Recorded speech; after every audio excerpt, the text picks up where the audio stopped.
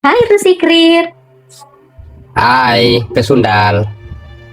Ini normal ya teman-teman. Kalau orang Islam tuh normal ngomong kayak gini ya. Nggak, saya hanya ada yang ada di Alkitabmu, Yehezkiel 23 ayat 3. Kamu agama apa? Muslim lah. Oh, normal ya teman-teman ya. Kalau Muslim memang kayak gini, normal. Iya, saya kan nanya sama kamu, kenapa dalam ayat ataupun Alkitab Yehezkiel 23 ayat 3 itu kok bicaranya isinya terkait dengan Parno? Coba baca. Ya dibaca aja, saya sudah sebutkan ayat dan apa? Yehezkiel 23 Dan apa? Ayat pasal 23 ayat 3. Coba sebutkan. Ya, Yehezkiel 23 ayat 3 itu disebutkan. Ya udah bacakan apa? Ya, garis besar-besarnya aja ya. Gak Ada di bisa. Raba, keperawanan dinodai. Nah itu, saya nggak perlu dibaca secara detail aja. Baca lah, nggak jelas Ya, kamu. silakan.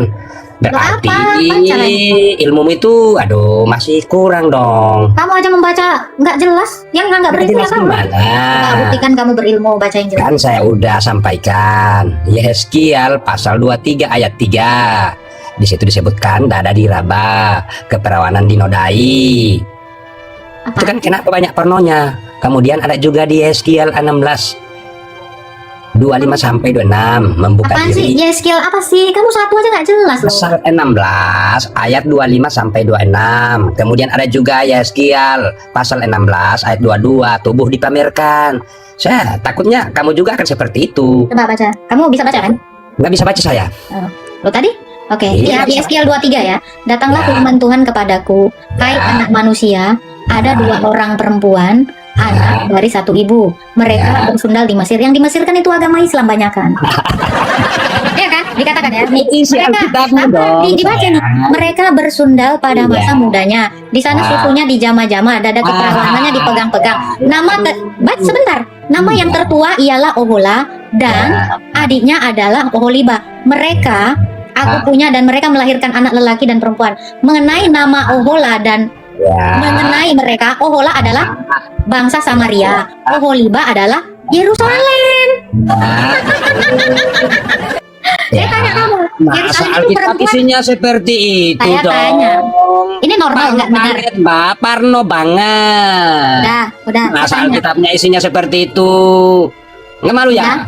Masa diraba-raba? Ini gantian nggak ngomongnya? Atau mau ngomong sendiri nih kamu? Iya, saya sampaikan. tanya kamu. Saya tanya ingin kamu. menguatkan aja sama Mbak. Kenapa isi? Yerusalem itu bangsa, Bang. Saya tanya sama kamu, bangsa punya susu cemana? Bangsa punya payudara gimana? Normal memang orang goblok kayak kau itu normal. Ya. Gue yakin ini dia ngocek sendiri nih, nggak sadar di mute karena orang goblok. Karena goblok itu memang normal, Bang. Iya kan? Kan di sini dikatakan, Oholiba, Yerusalem. Saya tanya kamu, bangsa itu memang punya payudara? Kenapa dia nggak Yerusalem? Ini katanya Ohola. Parnonya Ini kan dikatakan yang di bawah kok, di bawah kok. Ya, itu normal ya. Orang goblok memang normal. Di sini dikatakan ada dua bersaudara, dua anak dari satu ibu. Ohola dan Oholiba itu adalah Samaria dan Yerusalem. Masa gini aja kau nggak ngerti? Coba saya tanya kamu. Misal, kamu anak Medan. Memang Medan punya payudara? Saya tanya kamu, memangnya Medan punya payudara? Ini nama kota. Kok goblok? Alasan aja. Lo kamu mau mendengar orang yang nggak mendengar penjelasan? Tadi kan udah dibilang, coba jelaskan. Saya jelaskan kok berisik. Ini mau dijelasin. Normal, orang menjelaskan disela. Goblok. Silakan buka kameranya, Isol. Halo. Video wapi ripat tersebar. Jangan ngerokok kalau lagi live, Bang. Nanti kau kena pelanggaran. Lagi kerja kak, tapi pengen diskusi kak. Terus kamu mau ngapain? Dan datang yang enggak lah, biar enggak sepi hidup nih. Begitu. Kakak orang mana kak? Kamu mau diskusi apa? Konsep ketuhanan boleh kak? Kamu mau diskusi konsep ketuhanan? Emang kamu punya Tuhan? Ya kak. Ya semua manusia pasti punya Tuhan lah kak. Dari mana manusia diciptakan coba? Kamu ngomongin konsep Tuhan, emang Tuhanmu berkonsep? Iya kan setiap keyakinan itu beda konsep ketuhanannya kak. Coba aku mau dengarkan dulu konsep Tuhanmu itu seperti apa. Enggak, kakak dulu, kakak yang benar roh. Begitu. Berarti kamu nggak tahu konsep Tuhanmu? bukannya nggak tahu, tahu saya paling hafal. Hafal. Konsep Tuhan dihafal. Bukan istilah dihafal di sini, bukan dihafal ya kak, tapi dipaham, sudah paham dengan konsep ketuhanan sendiri itu kak, paham. Kalau disuruh dijelaskan itu nggak bingung gitu. Coba Jadi nggak jelaskanlah. mungkin- Kalau kamu nggak bingung, langsung lah kau jelaskan. Nanti gantian ya kakak yang sudah, kalau saya sudah menjelaskan konsep ketuhanan saya, Ya, silakan. yang nggak diskusi kusir, nggak debat kusir, nanti kakak jelaskan dulu. Setelah saya jelaskan konsep ketuhanan saya, kakak jelaskan.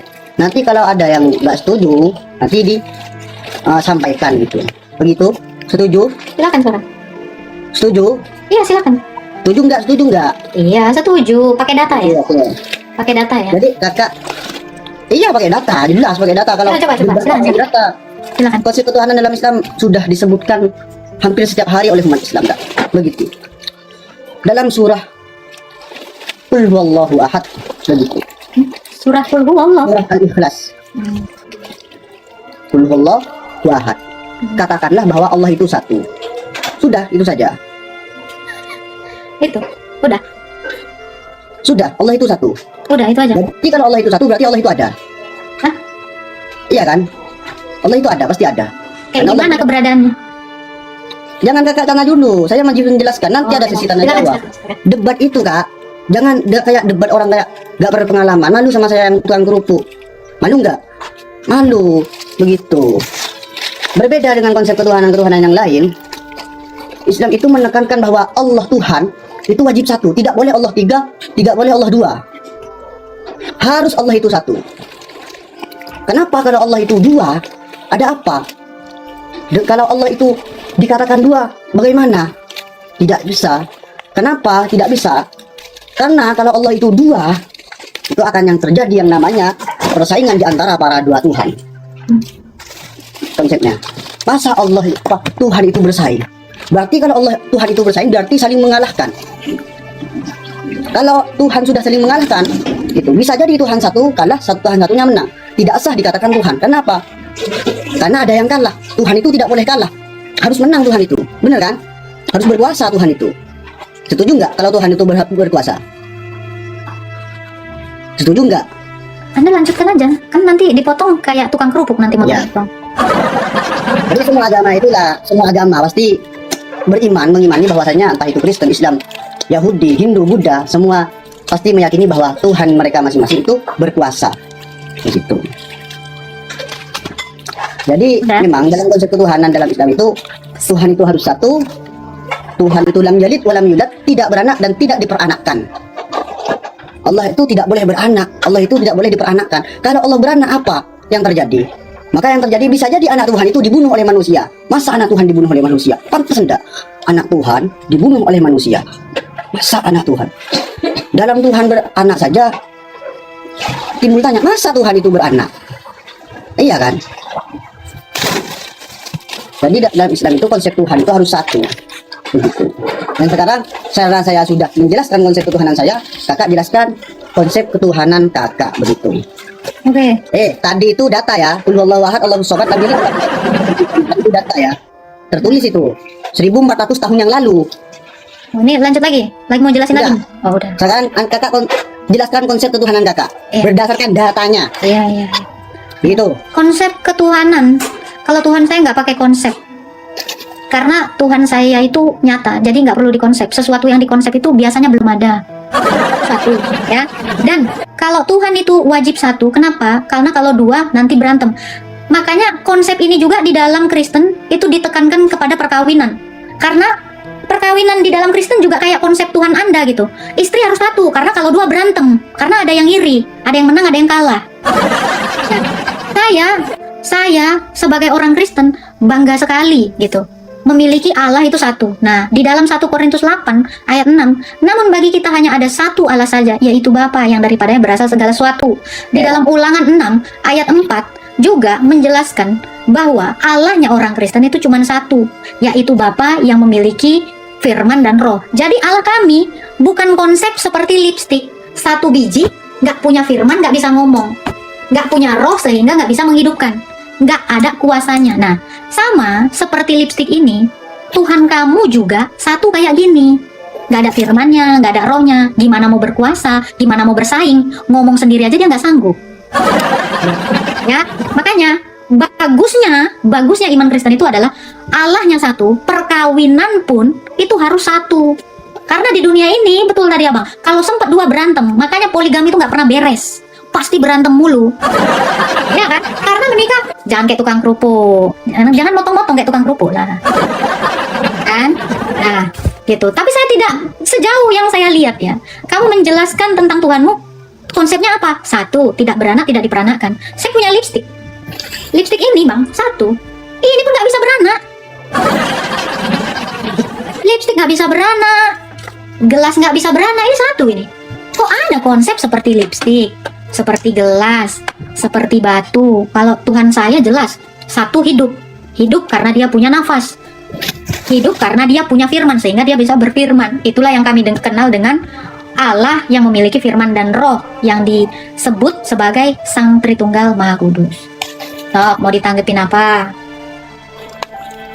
Kakak setuju, berarti kalau Tuhan itu satu. Tuhan saya memang satu, Tuhanmu nggak ada.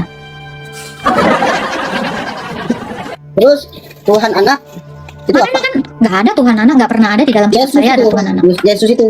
Yesus itu firmannya Allah, kan tadi udah saya bilang. Tuhan saya punya firman, Bukan Tuhanmu ya. Bukan Tuhanmu Yesus itu ya. itu firman Iya, Tuhan Anda itu saya. mengatakan Yesus itu firman. Iya. Berarti bukan Tuhanmu dia. Kalau Allah berfirman, apakah Bisa. Allah?